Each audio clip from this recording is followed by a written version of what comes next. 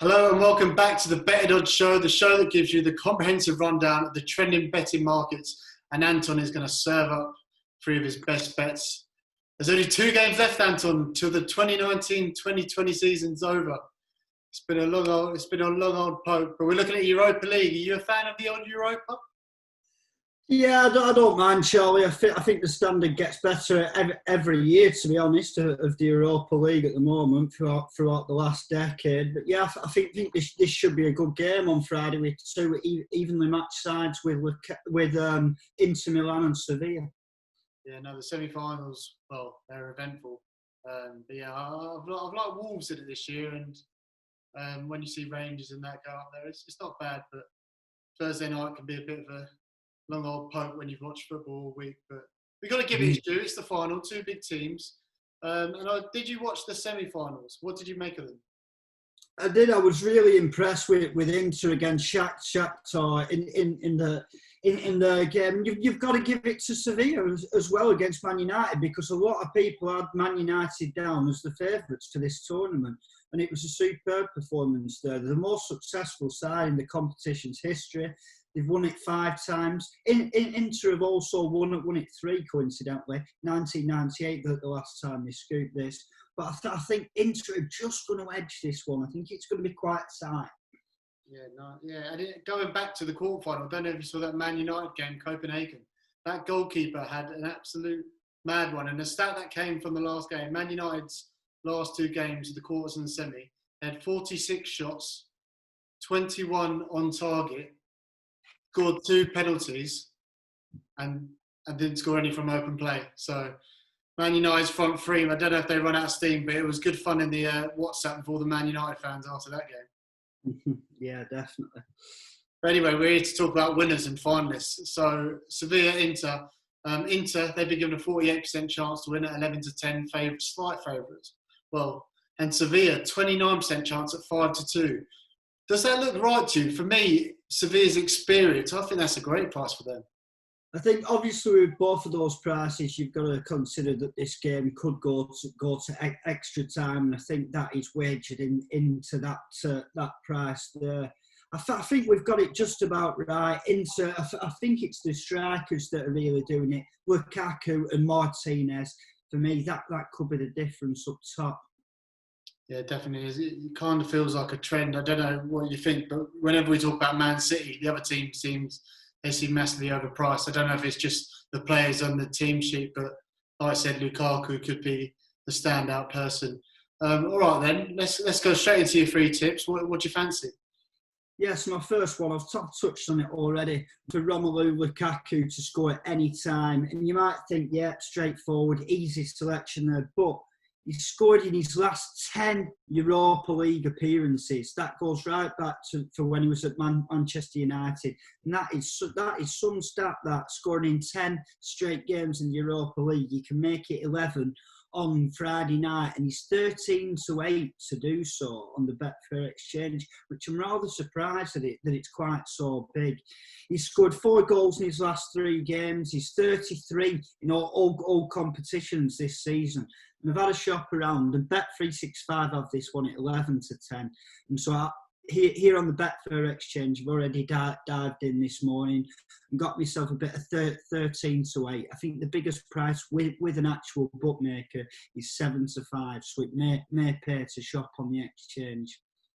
Yeah, he was impressive the other night. I was seeing how mobile he was, and there was a 1-on-1 situation against the right back, and he absolutely burned him for pace. I don't know if he shed a bit of weight, but he's looking sharp. So, yeah, solid. Definitely. He does seem to be performing in the best form of his life at the moment at Inter. He's really hit the ground running there. And for my second tip for this one, Charlie, I'm backing Inter to win 2-1. That's 2-1, the correct score. And that's actually priced at 9-1 on the Betfair Sportsbook. They've actually boosted that from 15-2 to 9-1. And Inter have scored 2 or more in all of the last 6 games. And that includes games against Atalanta, Napoli, Bayer Leverkusen. So they're scoring goals against good sides here. It's not like they had an easy end to the Serie A campaign where they only finished 1 point behind Juventus, which I think is some going that for Conte. But mentioned it before, Lukaku and Martinez could be the difference here. Both were superb against Shakhtar, but Sevilla shouldn't be underestimated. And I think they get on the score sheet here. They've scored in 10 of their last 11, and 2-1 for me looks about the right score here. And at 9-1 seems a respectable price. I can't see either side running away with this. Yeah, Conte has done a good job. He seems to do a good job wherever he goes. Just on the correct score, do you see it as, when you're betting on it, is there sort of really good value trying to nail it down? I know you like your nil-nils, but do you think there's value in the correct scores? In games like this, I feel the game script is a lot easier to read. And the reason I like both teams on side to score here, and we've seen it in quite a lot of the knockout fixtures, that once a team scores early, it opens up a game. They have to go for it. They've no choice about it. I've not got the exact stats to hand here at the moment, but I know before last night, across the quarters and semi-finals of both tournaments, of the knockout phase, we'd had some decent high-scoring games with both teams to score.